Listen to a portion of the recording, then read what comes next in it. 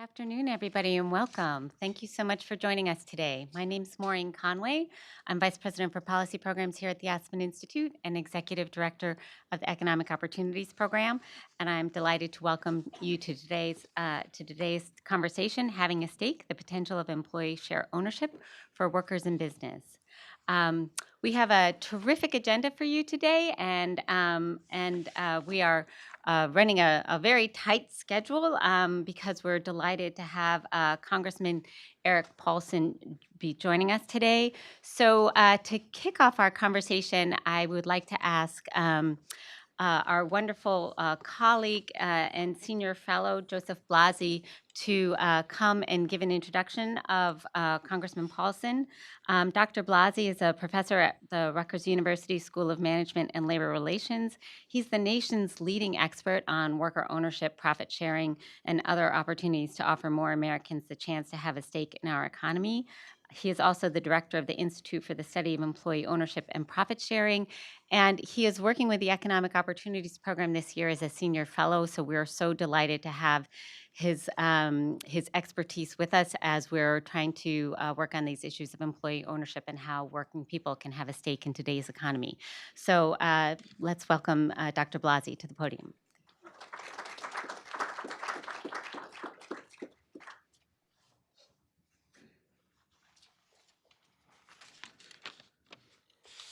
So, good afternoon. I'm delighted to be helping Aspen Institute as a senior fellow and watching how this collaboration in Washington can amplify the research and policy work that we're doing at the new Institute for the Study of Employee Ownership and Management at Rutgers.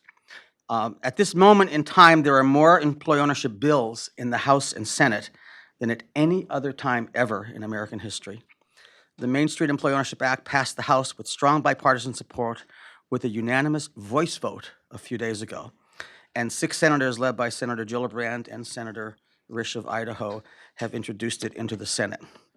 With real wages largely flat and declining for many demographic groups for several decades, with the returns to some forms of education and skill building in question, employee share ownership can potentially expand opportunities for low and modest income workers and is drawing some new potential attention. Today we have a veteran of shares, an expert, joining us and sharing his wisdom with us. It's my great honor today to introduce Congressman Eric Paulson, the representative of Minnesota's 3rd District.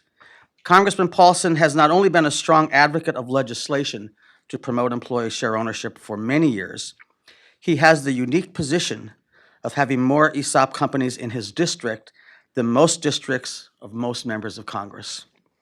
He has seen these companies and these ideas up close for a long time, and his commitment runs very deep and is based on solid understanding.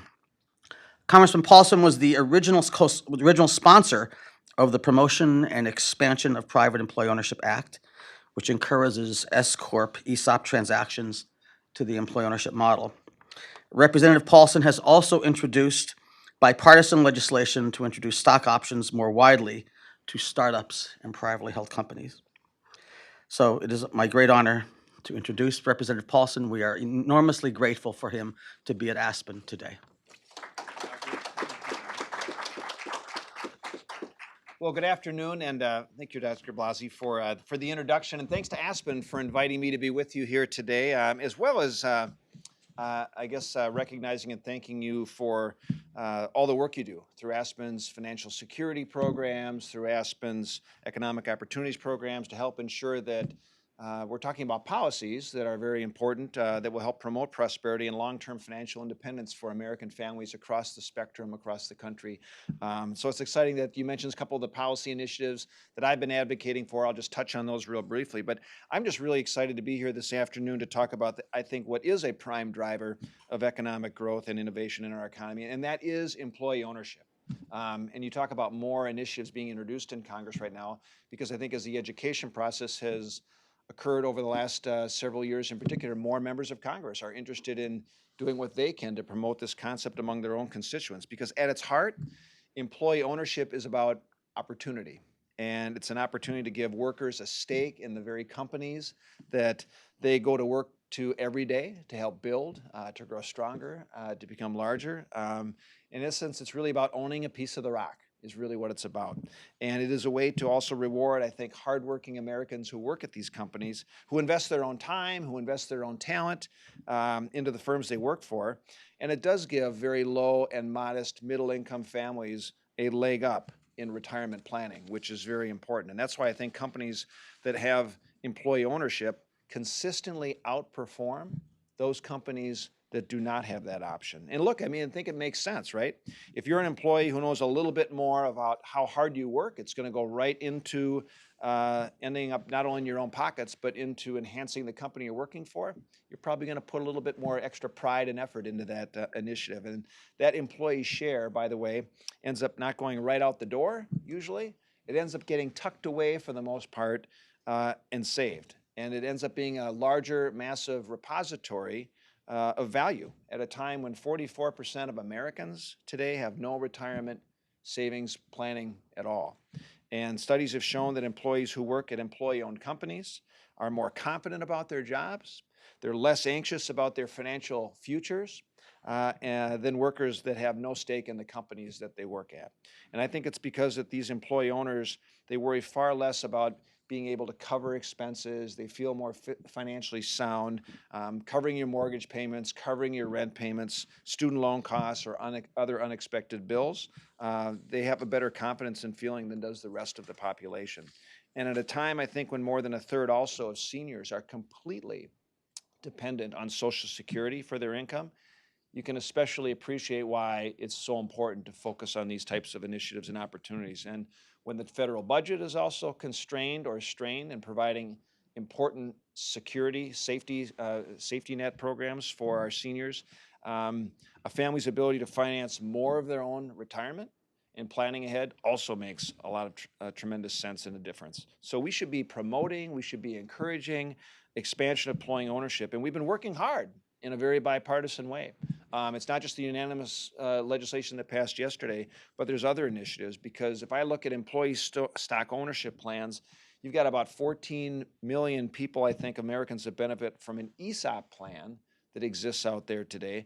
But there absolutely can be, and there should be more. And the reason why these ESOPs work so well for employers and so well for employees goes to these studies that have been done over the years. Studies that show that private employee stock ownership retirement plans, they outperform the S&P 500 in terms of total return at high percentages, by the way, up as high as 62% in 2015.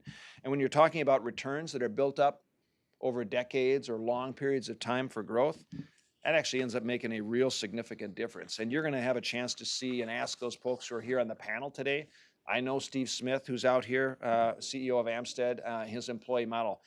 Folks here like Marquita Puckett, who's going to just give a perspective of an employee who works at Comsonics. And I also know that S corporations who have been encouraged to make the transaction over into an employee ownership or that model have been really successful. They've led the way in terms of greater firm longevity, higher wages, higher growth, job stability, retirement plan contributions higher, employment and sales higher. In general, all that research proves that this model actually really does work. So we should be doing more of what we can to actually promote that type of initiative. And I'm working on bipartisan legislation.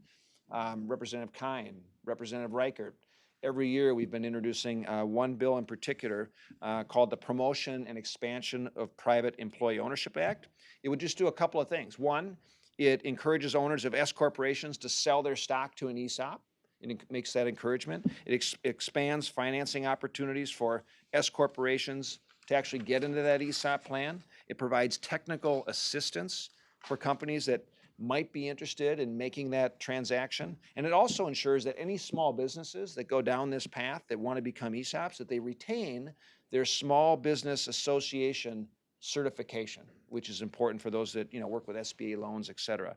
And so that's one sort of piece of the pie I think that members on the Ways and Means Committee and some of us that believe in this ownership model have focused on. And I think then there's an opportunity also to think about another segment of our economy that is also equally important, and that's the community of startup companies. It's a big opportunity to incentivize employee ownership in an area of the economy and with employees that is probably growing. And it's not just Silicon Valley with startups, it's across the country in many different areas. And there's nothing that is fundamentally more American than having an idea, going out on your own, in the garage, in the backyard, doing your best to succeed. But it's not easy. The failure rate ends up being very high. And when it comes to employee ownership at some of these tiny startups, the groups of 4 or 5 people that might be working out of the basement, for instance, the tax treatment has not been very fair. And that's because these are companies, they don't have cash to give to their employees. So what they do is, as an incentive, they want to make sure they're giving their employees a piece of the rock, a stake with stock ownership in that company down the road, with the hope that the company will be successful. But what often happens is a big bill comes due at the IRS over time, and the employee either has a timeline where they have to cash in the stock, even though it might not be sellable in the open market, might be still held privately. So the employees end up taking a big tax bill. Many of them just sort of decline. We're not going to take the risk and pay the tax, and they just sort of let it languish, and they let it go on the sidelines. And so we've made some progress in this area by including some provisions in the last tax overhaul that we did that would allow some deferral of taxes that are normally due right up front when you exercise a stock option like that. But we still have some more work to do in this space that will make it easier for startup employees in particular to do it. And I would just ask the question, and you might ask the question, why is that important?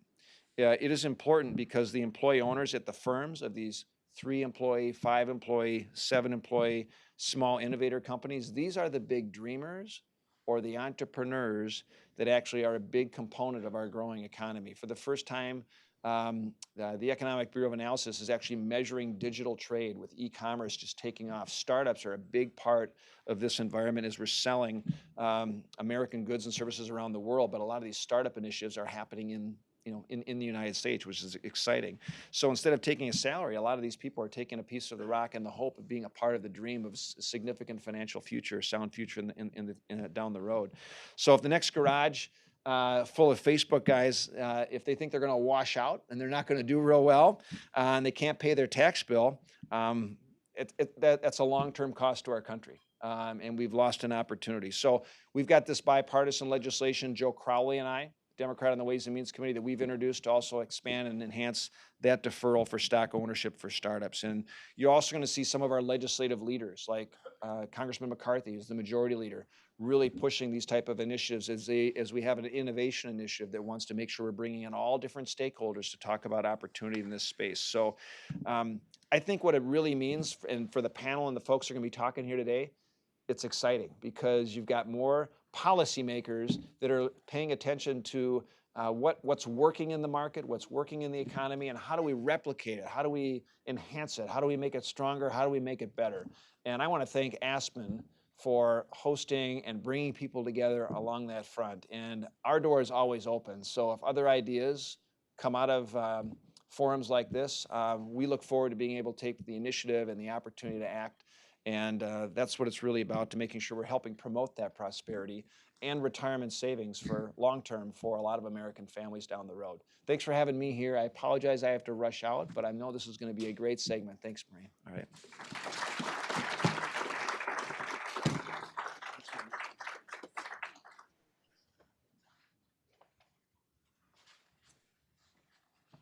Well, that was terrific. I think that deserves another round of applause. Thank you again, Congressman Hall. And I just wanted to say, I mean, I think that sets a great tone for this conversation. We have materials about this various kinds of legislation to support employee ownership that are on our materials table. If you didn't catch them on your way in, please pick it up on your way out. This is one of those issues that really does have great bipartisan support, and we've been really pleased with that. And I think it's I think the congressman touched on a lot of the reasons why. I think everybody's concerned about retirement security, which is one of the issues that particularly our colleagues in our financial security program that is working with us today on this event has done a lot of work on retirement security. Business ownership as an economic opportunity strategy is an issue that my colleague Joyce Klein, who runs our field program, has very much championed within the Economic Opportunities Program. And of course, at the Economic Opportunities Program, we work to advance a variety of policy strategies and ideas that help low and moderate income Americans connect to and thrive in our changing economy. And our Working in America series is really designed to think about what's going on in the world of work, and in particular, how can people get to those good jobs that give them their shot at the American dream. And of course, employee ownership is an important part of that. So it really crosses so much of our work that we're doing here at the Economic Opportunities Program and at the Financial Security Program. I want to, before I welcome our panelists to the stage, I want to do just a couple of things. First, I really do want to thank our supporters of this event, the Ford Foundation, the Prudential Foundation, and the Walmart Foundation, as well as J.P. Morgan Chase and Company. We can't do this work without their support, and we're extremely grateful for that. I also just want to mention we are recording and live streaming. So if you haven't already, please do silence your phones. But please do tweet. Our hashtag is TalkGoodJobs. And I think that is what I need to do before welcoming our speakers to the stage. So we are just delighted to have a wonderful lineup for you today. So let me welcome to the stage Amy Hall, Vice President, Social Consciousness at Eileen Fisher. Marquita Madden Puckett, Customer Service Representative, Comsonics Incorporated. Stephen R. Smith, President and CEO, Amstead Industries. And Stephen Voigt, retired President and CEO, King Arthur Flour. And very grateful to have Heather Long, economics correspondent at the Washington Post, here to moderate today's conversation.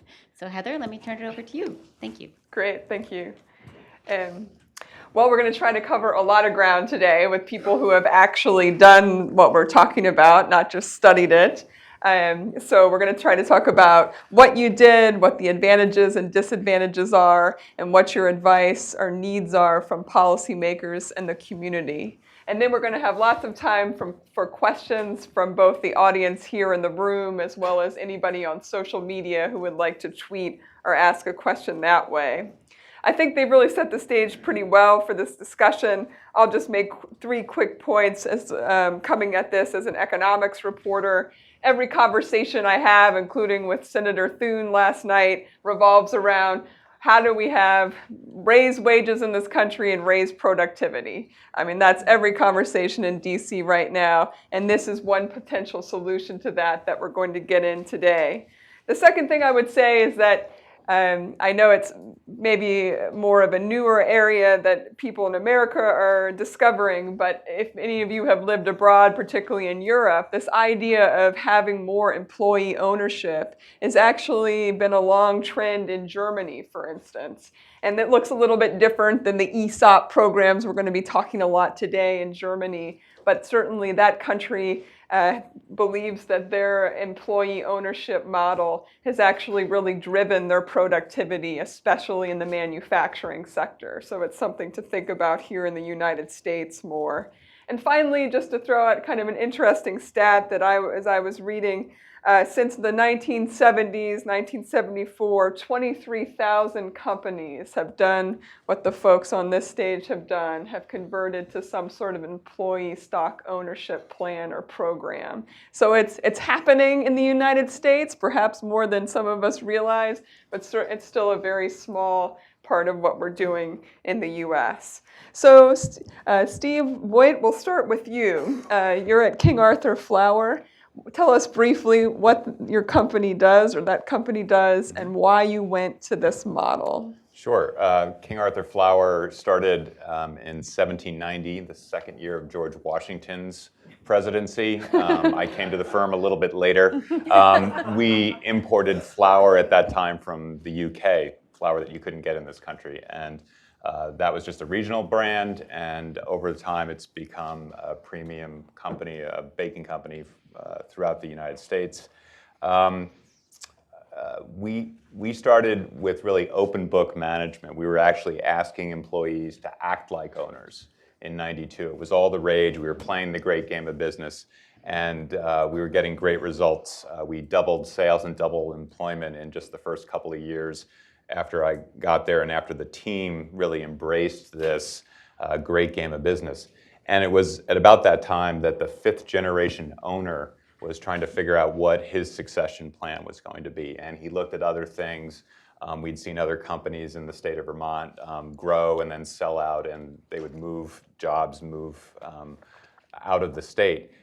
He didn't want to do that. He didn't want to sell to disinterested members of his family, and he decided, the family of employees that are working hard here, this is the family that is going to take care of this legacy of 5 generations well into the future, this mission. And so in '96, we set up an Esop that bought 30% from him. And in '99, this was according to a 10-year plan we kind of laid out, we bought a controlling interest. And at that point, we were about 50 million in sales and 200 employees. And then in 2004, we became 100% owned. We were up to, right now there are 350 employees that work for King Arthur Flour and over 130 million in sales. So those might not be big numbers in DC, but I can tell you in northern New England, that's a pretty good growth story. Along the way, we became a founding benefit corporation, constantly getting kind of the Best for Workers award, which is the subcomponent for how we relate to workers, and are annually on the Best Places to Work list, and we're named Employee-Owned Company of the Year a couple years ago. So I guess in summary, I would say great people working in a great culture with shared rewards and a good mission has done great things in our company, and there are other Esop companies like us in northern New England who have similar stories. And briefly, how hard was it for the company to make that transition? On a scale of 1 to 10, if a business owner is watching this or thinking about it, what advice would you say? Is this a 10 on the difficulty scale or not so bad? You know what? It's like going out when it's really cold outside. It's hard to do when you're inside and it's warm, but just put on some coats and get outside and it's easy. So it was kind of hard when you're at the precipice, but it became so easy afterwards because all the employees are wondering what's going to happen when so-and-so leaves. What's the plan? There's a lot of uncertainty. That doesn't really help for good culture. So clarity on what's going to happen next and the role that I'm going to have in that actually is very empowering. So not hard. Marquita, let's turn to you. You're coming to us from just down the road in Harrisonburg, Virginia. Now you work at a company called ComSonics. Can you tell us a little bit about what your company does and when your company went to, what model they're using now? ComSonics is 100% Esop. We became Esop initially in 1975 when the founder of the company was beginning to think about his exit plan and his retirement. The company was basically founded in the basement of his home. And they worked out of his home for many years. The legend around ComSonics, we still call them this. We're starting to retire some of the group that was called the Boys in the Basement. The founder's wife they were like family to them, and she would refer to them as the Boys in the Basement. Actually, the neighbors started to complain, and he had to find a bigger place to move the business to as it grew because there was no parking for everybody that was starting to work out of his basement. We manufacture test equipment for the cable TV industry. We also service that equipment. Comcast, Cox, those are our customers. We also do some contract manufacturing, and we recently acquired a company in Georgia that does cable assemblies. So we're growing, but like I said, we became an Esop as part of the exit plan for our founder. He learned about the concept. He was really excited about it, and he thought it would be a great thing. He wanted to preserve what he built. He wanted to kind of reward the group of people that were working with him from the very beginning and not have them go through a bunch of change. So he thought that it would be a great thing to put an Esop in place. The joke around at that time was, one of the boys in the basement on his departure became our CEO and just retired about 3 years ago. The joke at the time was that Warren retired and gave them the business. And Dennis always said, no, you didn't give us the business, we bought the business. And you sit on the Employee Advisory Committee at your firm? Currently I don't, but I've been with the company for 17 years. For 10 years I served on our Employee Advisory Committee. For 7 years I chaired that committee, which means that I was also a full voting member of our board. Okay, so can you explain a little bit how that works? So even though all the employees have a financial stake, do they also have a management stake? That's something that was put in place when that committee was established. One of the things that Dr. Braun, our founder, he thought that everybody was going to be excited like he was about this Esop concept. He found once it started going into place that people weren't automatically excited. They didn't make that connection with it. So one of the things that was done was this committee was put in place to begin to communicate all things Esop to our employees, to make sure that they began to understand what it meant to be an owner and what this meant for them going forward. And one of the things that they instituted, or that he instituted at that time, was to make sure that the person who chaired that committee actually served on the board kind of as a liaison. During my tenure on that committee, one of the things that happened is our CEO retired, our second ever CEO. So we had to communicate that change was taking place. In an ESOP company, you worry about when new leadership is coming in. Are they going to be ESOP friendly? Are they going to be industry friendly? Are they going to be able to balance the two? We've been very fortunate in that we've got a new leadership and a new CEO who fits our culture very well. Maybe didn't know everything about ESOP, but understood the culture and just naturally fit. That's neat. That's neat. Amy, your company, Eileen Fisher, needs no introduction probably to anyone in this room. But tell us a little bit about the evolution that Eileen Fisher has done. If I remember correctly, you all started out with a profit-sharing model and then went to an ESOP. So talk us through that. Why go from one to the other? Well, it's a great question. So we were founded in 1984. And I joined the company in 1993. So when I joined, I think was around the first year, within the first year or two, that we started offering profit sharing. And the idea, from the day that Eileen founded the company, she was very much conscious of the contribution that all the employees made to the success of the company. From day one, it's always been a very collaborative culture, workplace culture. And in the early days, around when I joined, she wanted to monetarily recognize everybody's contributions to the company and began this profit sharing plan, whereby at the end of every fiscal year, which is our calendar year, a minimum of 10% of the company's profits are distributed to all the employees. And sometimes it's been more, but, if we have a very successful year. And I think in the whole time that I've been with the company, there's only 1 year we didn't get any profit sharing, just to reflect reality. And then as Eileen, who had always been the single owner of the company, 100% owner, she began to contemplate the future of the company and recognizing her own mortality about 20 years in. So around mid-2000s, she began to think about what are my options as a company owner? How can I ensure that this company will be left in good hands and will retain its soul, its heart and soul, which had been so important to our brand and our workplace. She did explore some of the more traditional avenues, such as selling the company to a bigger company, going public, that kind of thing. Nothing appealed to her. She could not find a solution that really respected the culture of the company and really the bigger message behind the brand, which is more than just the clothing. And so the Esop became very, very appealing to her. She saw it as a way to leave the company in the hands of the employees who up to that point had brought it the success that it had enjoyed. So in 2005, she sold just over 30% of the company into the Esop Trust, and therefore, from the very beginning of the Esop, we were about 30% employee owned, and now today, she has sold a little bit more. We're about 40% employee owned, and that's where we are today, and I think she feels really comfortable with that. That's great. And do employees have any management stake in the company?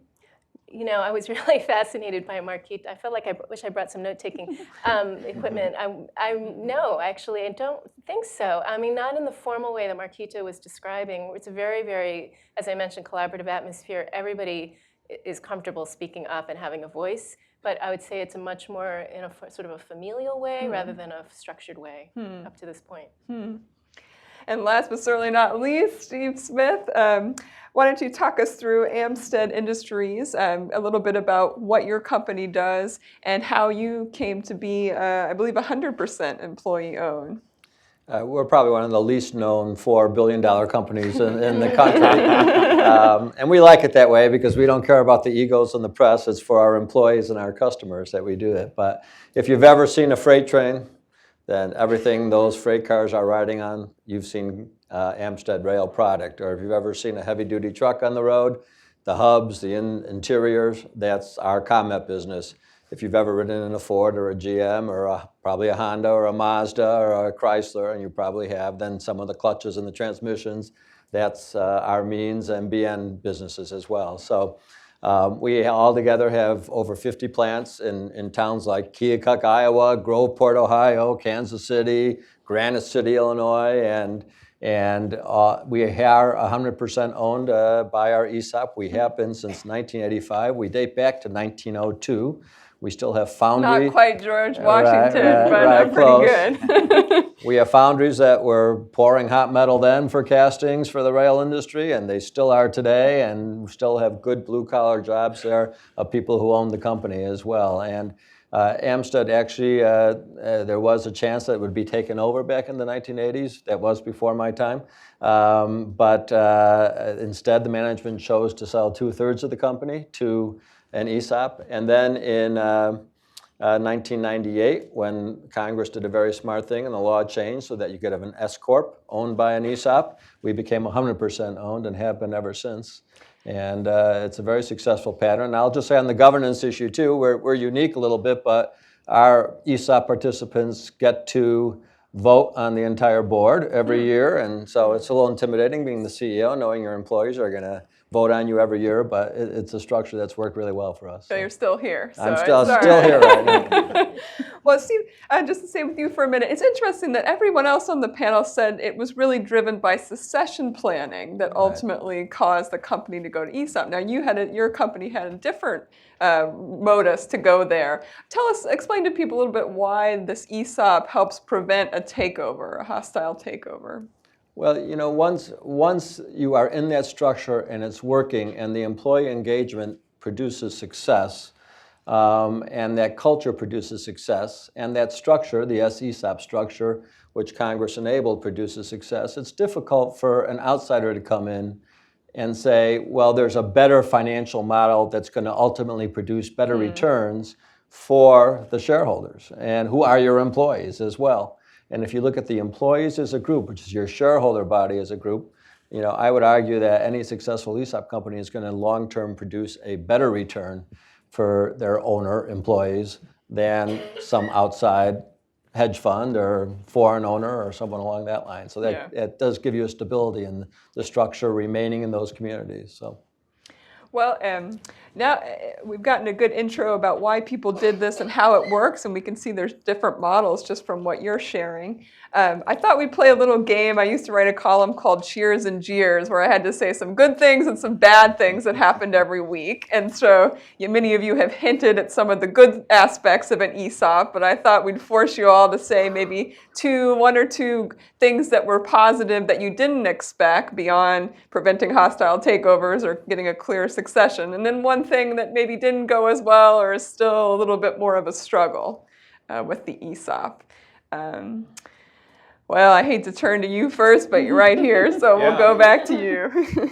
Yeah, so just the unexpected pleasures were the kind of the funny things that came up from the employees that were related to being shareholders. So kind of coming up with the idea of when you earn rights to the stock that's in your ESOP over time, they call that vesting. And it was a really big deal that everybody actually got a vest when they were fully vested. So there were King Arthur vests worn very proudly, and everybody knew when I get to be here 7 years and I have control over all the stock that's in my account, I get a vest. Negatives weren't many. I think the only one was early days. It wasn't understood as well. You know, it was kind of it's on a piece of paper, they're talking about this, and it was really just over time and when people retired and took significant value with them that it made sense. But early days, it was a little little bit of an unknown. I love that vest example. Did it help with employee retention? It sounds like if you want to stay for your vest, That's at right. least. That's You right. can change colors every one of the few things. years. Yep. But seriously, was there a significant increase maybe in employee retention or kind of a vibe? Our turnover rate was always low. In fact, at board meetings, we talked about it being too low in terms of a performance aspect. And we worked really hard developmentally to give everybody every opportunity they needed. Retention was never a problem. We always had people coming, and we're in the lowest unemployment area in the states of Vermont and New Hampshire. So we were a draw. Yeah. How about for you, Marquita, and your? I was trying to think of a cheers, but the cheers, I think, over the last, and it's probably the same for both sides, is the change. You've got to constantly communicate, sometimes to the point that you feel like you're being repetitive. But we've recently, in the last couple of years, we've seen some growth. And we see a lot of excitement among new employees because they've had experience outside of the Esop culture. And when you've been in the Esop culture for so long, you begin sometimes to take it for granted, and you forget just how good sometimes you have it. So when we bring in new people, particularly when we bought the company in Georgia, that group down there, which I haven't had the privilege yet to go down and meet some of them in person, but they are so excited. And when they officially became participants, it's just like they could not hear enough about Esop. And they want to understand what this means to them as a benefit, and they're just loving it.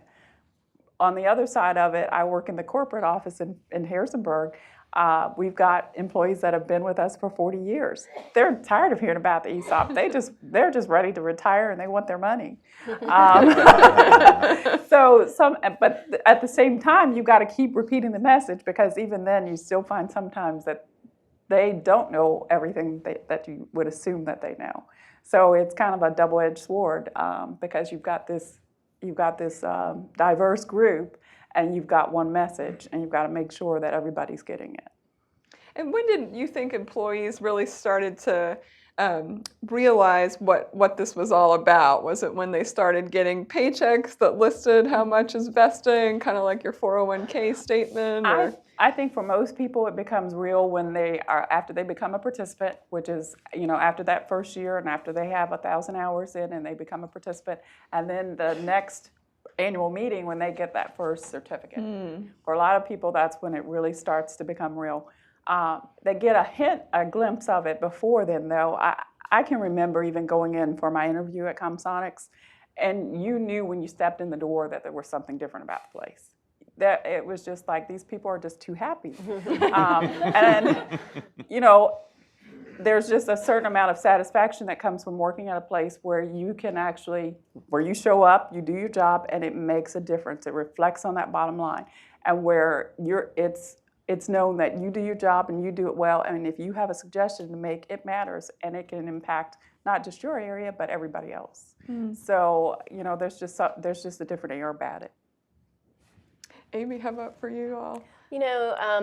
Because going back to the fact that we were established in a highly collaborative way, and we have this profit sharing plan, to a large degree, the kind of principles behind an ESOP already existed within our company. And so when we added the ESOP, I wouldn't say there was a kind of a giant wow factor. However, to Marquita's point, every year we get that statement that says what the current value is. It's rather exciting. You get a little bit of a titillation that's like, oh, we're heading in the right direction, and hopefully it'll be there when I retire, and all of that. So there's that kind of excitement. And on the kind of negative side, I wouldn't even use that word, it's too strong, but I would say we don't play up the ESOP enough in our culture. There's so many good things that happen in our company. We are also a certified B Corporation and a New York State benefit corporation, and so there's a lot of good karma already within the company. The one thing is, because of this employee ownership mentality, people do expect their voice to be not just heard, which it is, but acted on. And when you have 1,100 or 1,200 people in the company, you can't act on every single person's particular desire or opinion. It's a it's a bubbling up of kind of where's the energy, and there's still a senior leadership team that makes the final decisions. And so I would say there's, it's a tension between wanting everybody to be heard and making the best decision on behalf of the whole, and sometimes they don't match. Yeah, that's interesting. And would you say it's almost a recruiting tool, like when you're able to, for people, do they ever mention it as you try to lure people to come to Eileen Fisher? It's one of many aspects, one value that we do promote, but it's one of many, so it's hard to say if this is the one that, that clinches tips the people. scale. Yeah. Yeah. And how about for you all? Well, I think that the cheer for me has been having lived through the Grand Recession in 2008, 2009, and obviously we were affected like most businesses were, and our stock price fell. And I was pleased, we're an old Esop, a mature Esop, and people took it calmly. They understood we were a cyclical company. They didn't panic, and they stayed strong, and they realized we'd come out on the other side. And so, in a way, that was a cheer for me, how well and mature our participants reacted. I guess the jeer would be, the great thing about us being a mature Esop is we're now paying out a lot of money to our retirees or to people who are getting ready for retirement. So we're paying out millions consistently every quarter to them. That's obviously does my heart good because that's what we want to do. But on the other hand, we're a capital intensive business too, so we have to manage cash very carefully as well. So you have to pay very close attention to that. Frankly, I think that's a great discipline that would be good whether we're an Esop or not. But you have to mind your P's and Q's to make sure you can both satisfy those Esop holders and invest in the business as well. Yeah, that's interesting.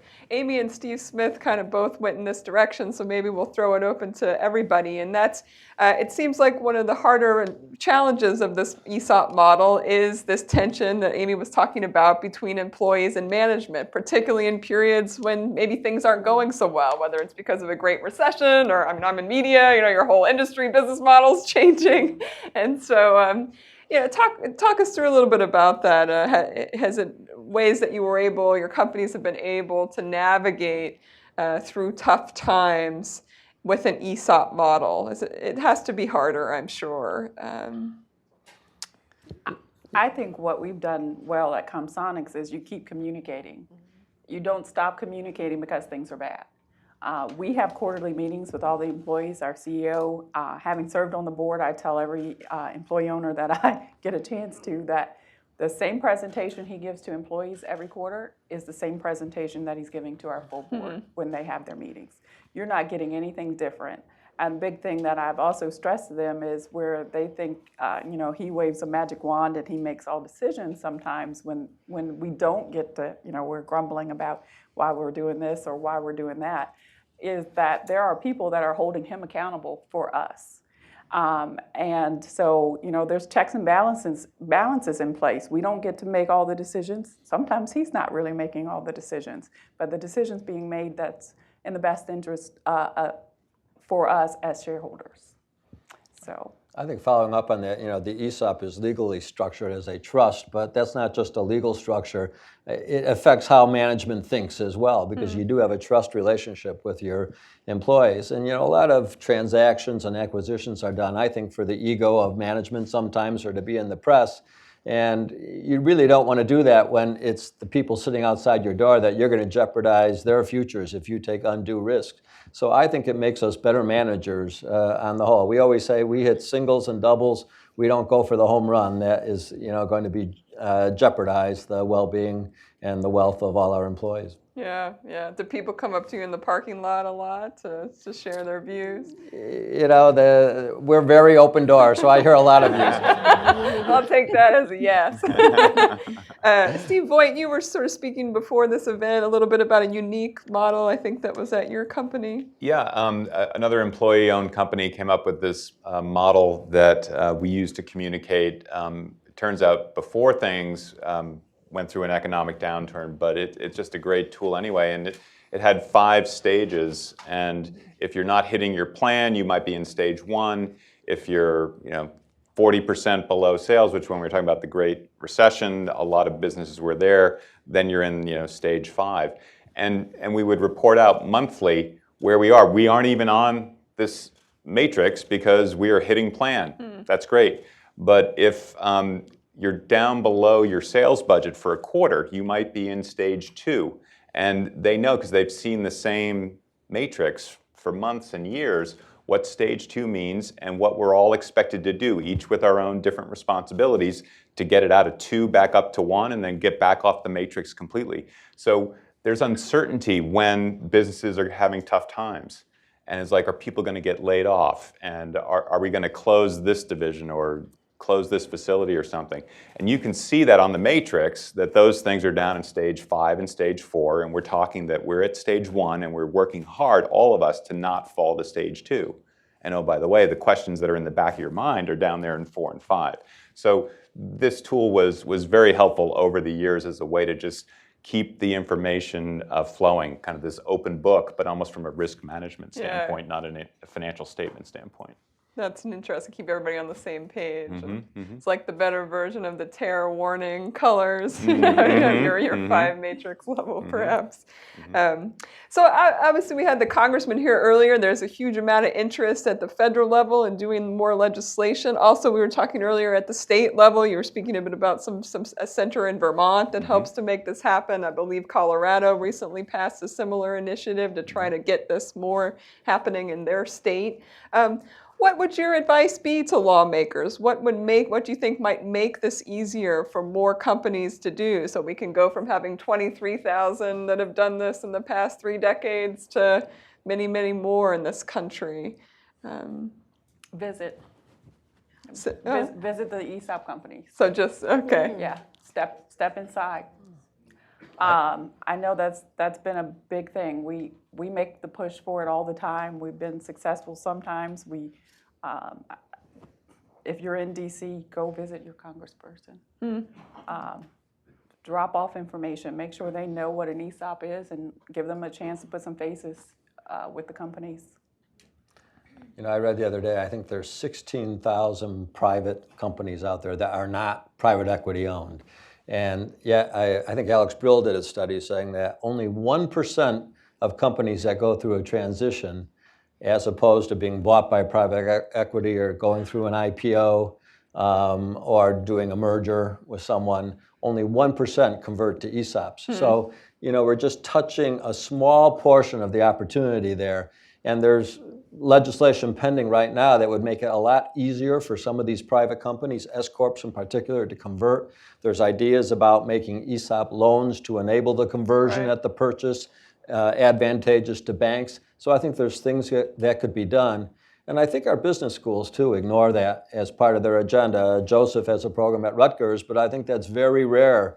And we train people to be investment bankers coming out. We don't train them to think about how we could have more of this structure, which, you know, would address some of the wealth inequality aspects we have in our society as well. Talk a little bit more specifically about what that loan could enable a company to do, if there was some sort of federal or state level program.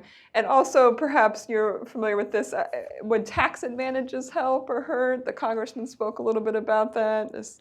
You know, the S Corp structure does have some tax advantages. So when someone sells to an ESOP, they can defer their gain on the sale. So that is one advantage that is already there.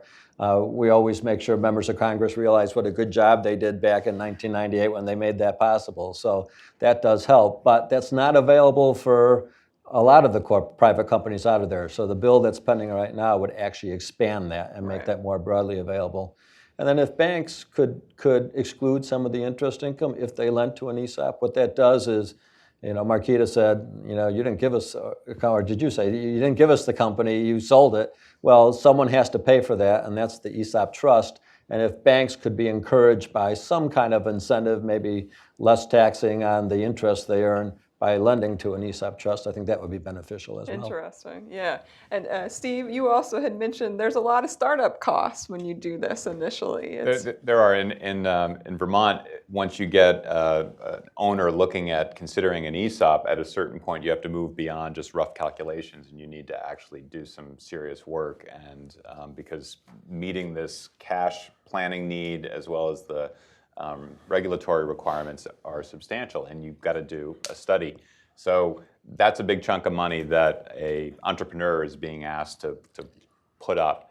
And I've seen the case where there are funds made available that is just, that's all that's needed to actually get them to do it. And then they look at the results and then they go, okay, this does solve my needs. So that's a modest financial amount, Right. which can actually help Aesop formation. Right, interesting. I'm wondering, throw out to anyone, but how you think America would change if we went from a nation where, as Steve was saying, Steve Smith, that we have such a few, maybe 1% or less of companies who are in this Aesop model, to one where we had many, many more companies that were like this. The thing that's in my head right now, there was a statistic thrown out, I think perhaps before we entered this room, around, I think it was 40 or 44% of Americans don't have any kind of retirement savings. Mm-hmm. I feel like if more companies went this route, not only would we be supporting more people post-retirement in a way that we can't as a society right now, but there would be that wealth distribution, that closing of the wealth gap, and really helping and really supporting the democratic principles of this country in a way. Employee voice, employee ownership, it's all wrapped up together in the kind of the origins of this country, and I feel like we've really gotten away from it right now. Just almost fell into a big hole there. I don't want to get into political, but anyway, I just feel like it would really serve to solve a lot of societal inequality that we have right now. Mm-hmm. I'd add to think what Marquita said about even interviewing at Comsonics. You walked in there and you had that feeling. Yeah. Mm-hmm. And we felt that at other employee ownership companies. And employee ownership companies are very open to helping other companies. So you're not just creating value in your own company, you're actually helping the community, the broader community, be successful, develop people, financial literacy. Imagine if we have a nation of entrepreneurs who really kind of understand some of these tough business decisions that get made. You make it and you move on, and you focus on the future and just keep going. And there's a lot of very positive, empowering things in the employee ownership companies that I've had experience with. And to imagine a whole country focused on that, benefiting from that, that's exciting. Joseph Blasi wrote a very good book once about how the Founding Fathers really envisioned everyone being sort of owners, and things like the Homestead Act and others really encourage that. Well, shares could be sort of the new vehicle for doing that if you spread it more broadly. And I think if more people felt like owners, it would be healthy psychologically, sociologically, other ways for our company, for our country. Do you want to just stand up, Professor, and just say really quickly a little bit more about what Steve Smith just teed up? Well, just for a second, thanks, Steve. So we wrote a book called The Citizen Share, in which we, oh, sorry.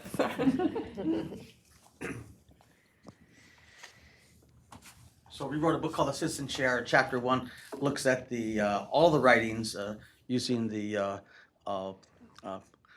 University of Virginia's database on all the writings of the founders, and how they saw that broad-based property ownership was necessary to sustain a democratic republic. And even though there weren't Esops at this period of time, there's a lot of evidence of great agreement among many of the founders of the republic on this issue. And so I think it's an interesting way to think of it. So you just don't think of it in terms of tax incentives and resilience. I mean, there's some basic things like, hey, this might be about democracy. So that's all I'll say. More in the questions, perhaps, in the Q&A on that. Before we're about ready to open it up for audience questions, I'm sure we'll have a lot from different folks who want to know more. But I'm curious to kind of wrap up before we go to the audience. Is anybody getting calls from other companies who want to do this? Is there anything that feels like we're at a momentum or a tipping point here where you're either hearing, I don't know, from labor groups or other CEOs or more lawmakers? Is that happening? I mean, Yes. I do occasionally get calls, but I would like it to be more prevalent, I guess, is what I would say, yeah. And in a nutshell, what's the business case you make when you're a huge company? You've all done it successfully. What's the 30-second elevator pitch you give when they call? Well, you find a lot of times it's people who do have somewhat of a paternalistic attitude, and they care about their employees. If someone's in there just for the quick buck and, in and out in 5 years, it's not going to appeal to them. But people who want to build something sustainable over the long term, then it can be very appealing to them, because this is really an opportunity to do that. I guess another quick one we touched on maybe earlier and I'd love to share with the audience is the buzzword millennials. I'm one of them. I've changed jobs many times. How does this Aesop model work in a world where people like me aren't always so loyal to companies? Maybe don't appreciate the more paternalistic model. Can that still work? I think it works great. Even if we have 3 or 4 years of a high-powered, talented millennial, that's fantastic. And isn't it fantastic for them early in their career to be exposed to a company that is all about empowerment and transparency, open book, and sharing the success of the business? That's a good leading indicator, if you ask me. And we find that they like the setting of teamwork. So they come in not focused on the retirement or obviously, or not thinking they could ever stay at one company for 30 years, heaven forbid, much less 3. But they like the concept of being there as a team. And then once they're there, and we have the benefit of being large, we move them around a lot, and then that satisfies some of their wanderlust that way. So. And I agree with something you had said earlier, which is, I think it serves as a great attraction into the company, along with the other values and benefits that you might offer. But there's a lot of competition for talented millennials, and so this could be this thing that serves as a tipping point to get them in. Yeah. Well, that seems like a good transition to throw it open to the audience, oh, lots of hands already. I guess we'll start and work our way across the room, sir. Oh, Mike's coming. Why don't you stand up and just say who you are and then throw a question out? Hi, I'm John Wheatley. I'm with Ballard Spahr, a law firm with an office here in DC. It was mentioned that these ESOPs are structured as trusts. I was wondering, how is the management of the trust generally appointed, and then what kind of responsibility do they have to the employees, and what happens when you deal with things like the need for layoffs? Great question. So there's 2 kinds of trustees. There's some companies, and generally smaller ones, have internal trustees. So, certain members of management are sometimes, I think Marquita, you might have been, I don't know, on your trust or not. But then a lot of companies have external trustees too. So there are institutions out there that perform that role. They have a fiduciary duty under ERISA, and they ultimately vote the shares on behalf of the participants. As I said, in our company, the participants get to give direction how to vote, and they appoint the board. So that's how the governance structure works. And anybody want to say a little bit about layoff experience? Is it still possible to do layoffs with an ESOP? Any experience with that? It happens. One of the things that we were talking about before we came in was that hopefully in an ESOP setting, it's not catching anybody off guard. And it goes back to making sure you're communicating the bad news and not just always the good news. I think there's an advantage in an employee-owned company that if things are downturned, like I think about our group, if things are slowing down, then we get really innovative. We begin to think, what else can we do to diversify what we've been offering? Maybe there are things that we can service for customers that we've been turning away. Maybe while we have this downtime, we need to look into being able to offer that service in the future. So we do get innovative in trying to, retain everybody, but it happens. It's not avoidable. Yep. Hi, my name is Rachel Minogue from Third Way. One criticism of ESOPs I've heard before is that it doesn't allow employees to diversify their retirement savings. Do you think that's a fair concern, and have any of your organizations taken steps to address this risk? Can I take that one? I always call that argument a red herring that you hear from academics because it's not the real world, really. One thing, the members of Congress were I'll start even further back. Half of Americans don't have, or nearly half, don't have any retirement program in their jobs. So now you're ahead of that half already, no matter how these ESOPs structured. Second, it's company funded. There aren't many company funded retirements at all anymore. This isn't the workers' money, it's company funded. Shares are being put in by the company. And the members of Congress were very intelligent when they wrote this law. They require diversification opportunities in the law. When you reach age 55, you have to be able to diversify 25%. When you reach 60, you have to be able to diversify 50%. So that's built in. And then most ESOP companies I know, not all, but most, also have a 401k. So we give a 5% match in our ESOP shares every year, and we give not a match, but a 5% contribution, and then we do a 5% match on our 401k as well. And so they have that diversification, which is comparable to any other company as well. So I will tell you, their ESOP accounts do way better than their 401k accounts, but that's a whole other story. All right, we all want to go work for Amstead Yeah. now. There's one thing different we do I'd like to chime in there. At Comsonics, at one point we lost a couple of good employees because at the time they were able to take their money with them right away. And life happened, some things came up and they left. So one of the things that's been built into our plan now is every 7 years you're allowed to diversify 20% of your account. So you can either pull that money out knowing that you'll be responsible for the penalties and taxes, or if you choose to diversify it in some other way. And then you still have that age 55 diversification option. But that was something that was put in place to retain employees if something came up and they needed to have access to that.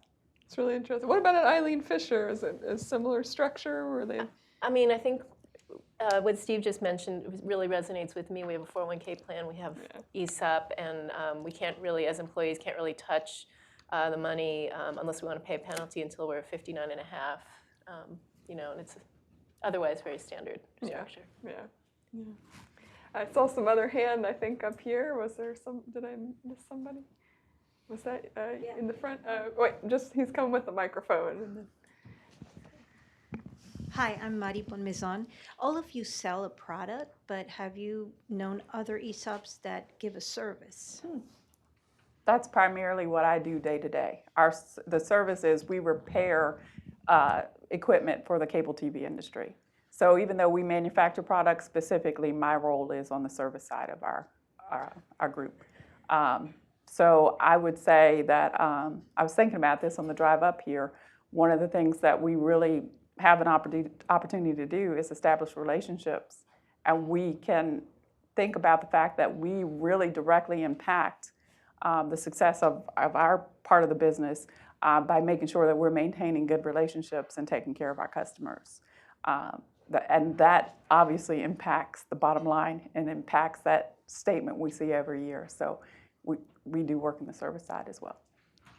And we've seen a lot of contracting, engineering, and architectural service firms, for example, which are organized as ESOPs as well. So, yeah. When you look in the back of directories of some of these associations that focus on employee ownership companies, several of them have NAIC code things, and there's a company behind almost every code. I'm wondering if there is, just hinted at it. Hold on. Yeah. They got the microphone there. Okay. For you. But I was wondering how much of that is like giving favoritism to other ESOP companies, where hiring maybe the ESOP engineering firm when maybe the price will be a little lower with a non-ESOP firm. I'm wondering, is there much of that?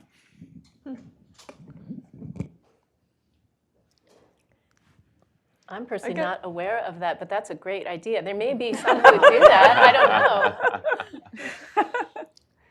I think we all like to work with other ESOP companies when we find them out there, without a doubt. And there's a lot of cooperation. Yeah, I haven't seen that someone has an ESOP rate, but nevertheless, it affects the whole spirit of the commercial relationship. I found out that our architect was ESOP after they won a beauty contest on all the other criteria, but we didn't have an ESOP preference that we were trying to fill. I think we're moving across. The woman here in the floral shirt, yeah. Hi, I'm Lauren Rosenbaum from Axion. We do micro and small business lending in the U.S. My question is, a lot of your companies are fairly large, and I'm wondering if ESOP is still relevant for small startup and mainstream businesses, or if there's maybe a stepping stone that could also have elements of employee ownership before an ESOP.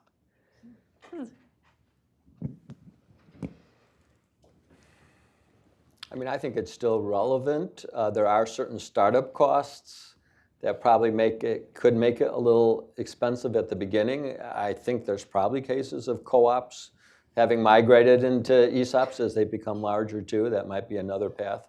But there's a lot of small ESOPs out there as well too. I think there's a lot of management practices and culture that you heard today that can be applied in a startup, and profit sharing and cash plans and things that could create the groundwork. We were both talking about we were kind of ESOP-y even before we were Esop in terms of philosophies. So I think you could get that done, and then maybe when you reach a point where these startup costs kind of work, then go Esop. Amy Eileen Fisher did that model, basically going Right, from, that's exactly right. yeah, from the profit sharing. In the back. Hello, my name is Carl Pulzer, and I do a lot of work on financial inclusion. And I appreciate all, this has been terrific, but the model is only available to a small fraction of Americans. And yet the principle of having everybody an owner and everybody having retirement savings, how do we broaden those concepts? And one way you could do it, I just throw this out. I mean, it's a kind of a watered down way and it's more general. If you took part of the exclusion from taxes for the employer contribution to retirement and you converted it into a tax credit, and every single American got a little bit of money that could go in an IRA or a 401k, every single person would be an owner of some kind of asset. And every single person would have some kind of retirement plan to begin with. You know, when they hop from jobs that don't have these kinds of plans or even retirement plans available. So we could generalize these concepts in a lot of ways, just for reaction. Thank you. Any thoughts on that? I mean, that's a bigger discussion. I would say part of the power of ownership, though, is when you are very much connected to the enterprise in which you have that ownership stake. I think that's where a lot of power comes. That would be a little more dispersed and not as focused, but you know, that's the only issue I could see with that possibly. I think the other best practice, and we just had a Nobel Prize winning economist this year who won for this idea, is the idea of auto-enrollment in whatever retirement plan that you have to opt out, but you're automatically enrolled. They don't do that at my company, and there's been some people pushing to try to auto-enroll even at the Washington Post. And I think that the ESOP plan, you're basically auto-enrolled because as soon as you get there from day one, you're on this path to getting the vest or to getting that piece of paper. So in that sense, it's best practices of the retirement industry. And I think you're right. It seems obvious that more companies should do some version of that. Well, we've got everybody from Nobel Prizes to folks on this stage talking about how great it is. There was a hand in the front. I'm sorry we haven't gotten to you for a while. Way on the far left. Thanks. Thank you, guys. Mike Bartlett, National Governors Association, and I'm going to have a somewhat self-serving question. But as we know, governors are very focused on connecting people to great careers, supporting entrepreneurship, supporting economic mobility. I'd love your all's thoughts on what's the opportunity for governors or for state policy to support the growth of these types of organizations and to support your all's businesses. Yeah. Well, thank you. I just, an immediate thought, this is very specific, that the first thing that comes to my mind is this benefit corporation movement. And I think currently there are 34 states that recognize public benefit corporations. And in parallel, the B Corporation certification process, you get points. if you care about these things, you get points for being employee-owned and for having some kind of ownership model, shared ownership model. And I think the point about that is it is just recognized that this is a good business practice, and especially for businesses who are quote-unquote responsible or who are values-based or mission-driven and who want to do the best thing for their workers. And so I think greater support at the state level for those states who have not recognized this legislation yet, or for those that do recognize it and haven't figured out a way to incentivize more companies to move that forward. I think it's a great model. I've had governors come and their entire development staffs come to our offices in Chicago and try to talk to us about relocating to various states. And I've thought, wow, wouldn't that money be better spent encouraging companies they already have that are privately owned, that are entering sort of a change of ownership stage of life, and giving them incentives, because once they become an ESOP, they're not leaving the state then. And so I think a real focus on keeping the companies you have. There's a lot of baby boomers now who are at that point where their kids don't want the business and they need to do something with the business. If states could make this option prevalent to them and make them aware of it and somehow encourage it a little bit, it would be much more powerful than trotting around the country trying to lure other businesses, I think. You should run for office. And you were talking a bit about that in Vermont and what the center. We have a Vermont Employee Ownership Center, and I would agree with Stephen that there's a lot of money in current budgets that are going to specific industries in the state, trying to recruit other businesses or to favor this industry over that. I think the succession issue and the challenge and the opportunity that we've heard today needs some more money than it's getting now, which is particularly with all the anxiety about retiring baby boomers and Yep. over tsunami. Yep. Yeah. Absolutely. Oh, sorry, we had one in the back. This is a question from Twitter, and it might be good for Dr. Blasi. Can you talk about the different types of ESOPs and employee ownership models? For example, partial ESOPs, 100% ESOPs, and worker-owned cooperatives. I think they're going to bring you a mic here. Well, at this point in time, for transitions from retiring business owners, they start out selling about 30% of the company to an ESOP, but they then get to 50% or 100%. But there's an interesting company in California, I'm not going to name it, it's a privately held company, but it's a family business with a bunch of, let's say, house-related products with stores throughout California. And the family has enough sons and daughters and cousins and grandchildren that they want to be mostly family-owned. And they have a very interesting 20% ESOP that's been really good for their employees. And I think, just to go to the issue that Steve was talking about, and your question, sort of imagine if every small family business, which does have a son or daughter and a grandson and grandchildren, had a 20 or 30% ESOP in America, that would also be a really big thing.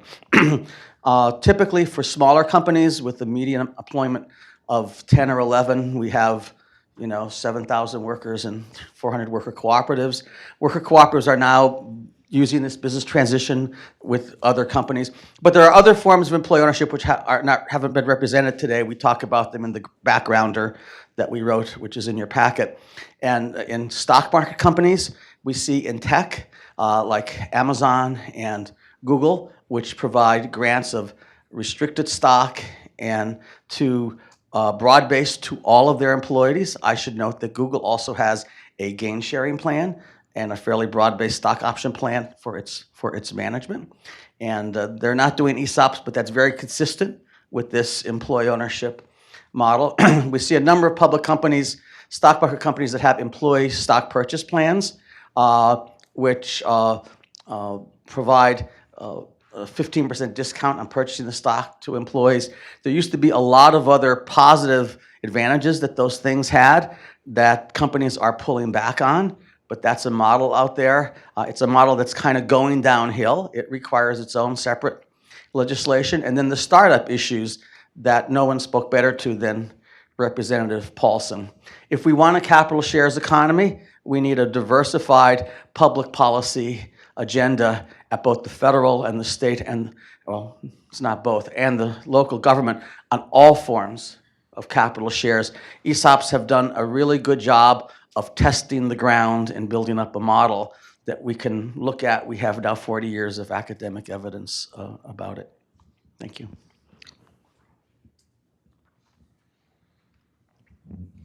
The lady back there has had her hand Oh, up yes. for Sorry, we quite a long missed you. You're right by the microphone.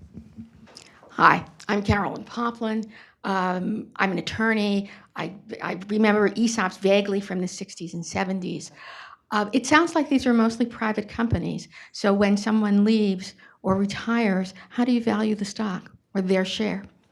Because you don't have a market. There's a regulatory requirement to have them valued by professional valuation firms. Every year. And so that is just kind of the annual administrative work that gets done at a price with all the certificates that come afterwards. That's the transparency and sharing the information. But that would be the price you would be buying back at. Because we're a little larger, we actually value quarterly, and when the quarter comes out, we have employees who are hovering, waiting to see that price. So.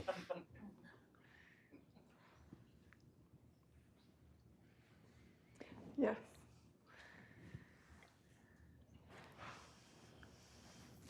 Thank you.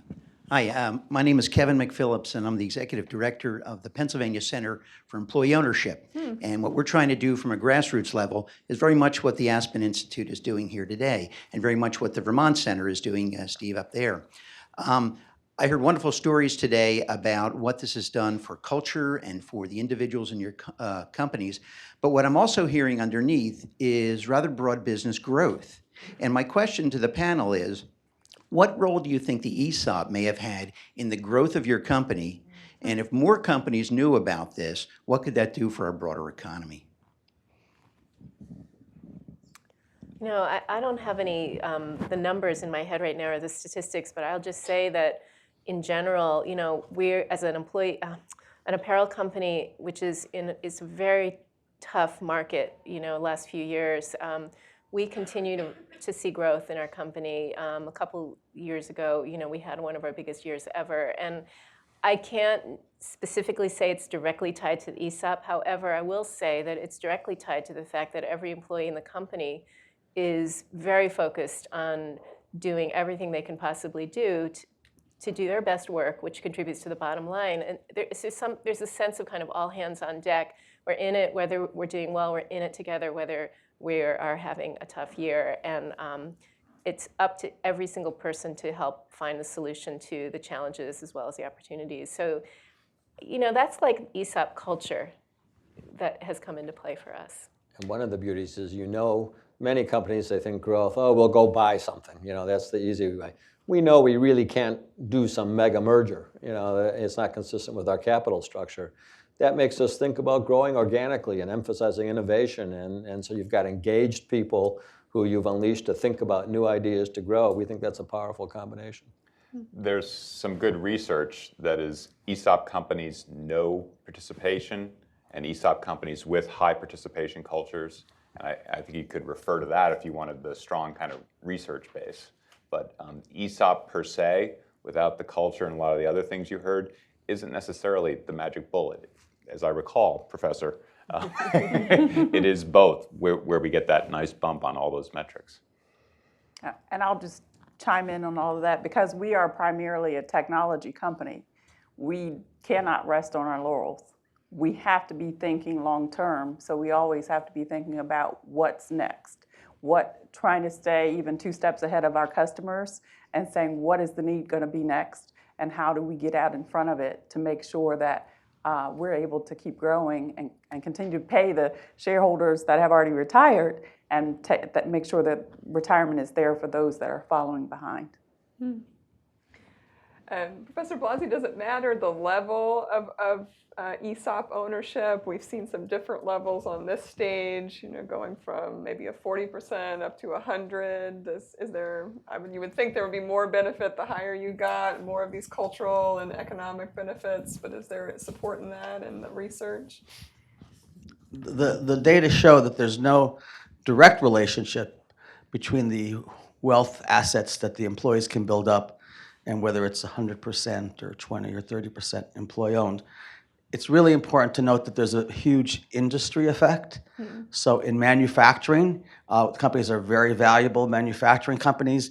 Here we have an example. The ESOP accounts can be very, very large. If you're going to have ESOP in a retail store, like a supermarket with very thin profit margins, you probably want 100% ESOP there. So it depends.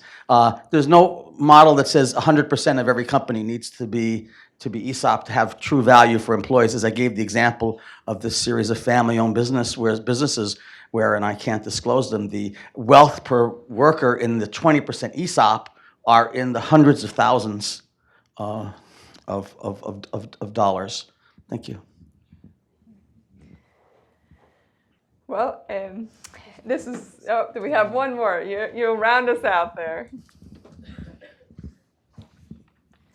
Hi, I'm Amanda Newman. I'm here with the Aspen Institute. I was wondering what the data show about the business performance of ESOPs compared to non-ESOP companies. Do you want to take that one, or unless maybe Steve? There's been several studies in the period since 2000 through the recession, around the recession, and they have outperformed. I mean, which is not surprising. I mean, you have engaged employees who care, and they have outperformed the S&P 500, during that period as well, if you measure it that way. So, not only do you have employees who are better off, you have businesses that are better off too. I mean, there's still risk, like any business, right? And so you always have to be aware of that, but they have outperformed. Great. Well, I want to first give a round of applause to this wonderful panel. Thank you all very much. And I also want to give a round of applause to our wonderful colleague, Claire Davis, who's been my partner in putting together these Working in America series for these past couple of years. She's hiding out there. But unfortunately, this is her last one, and in that grand tradition of not thanking people until they're leaving you, it's important to thank her. She's leaving us in a few weeks to pursue a PhD at Stanford, so that is definitely their gain and our loss, but we're so grateful for all the hard work she's done with us on this series, so big thanks to Claire. And thanks to all of you for your great questions, for joining us for this conversation, and for coming to our Working in America series events. I just want to say thank you to you for your engagement, and that we'll be in touch with you all soon about our next event here in the Working in America series. So thank you all so much, and have another snack before you go if you didn't get something. Thank you.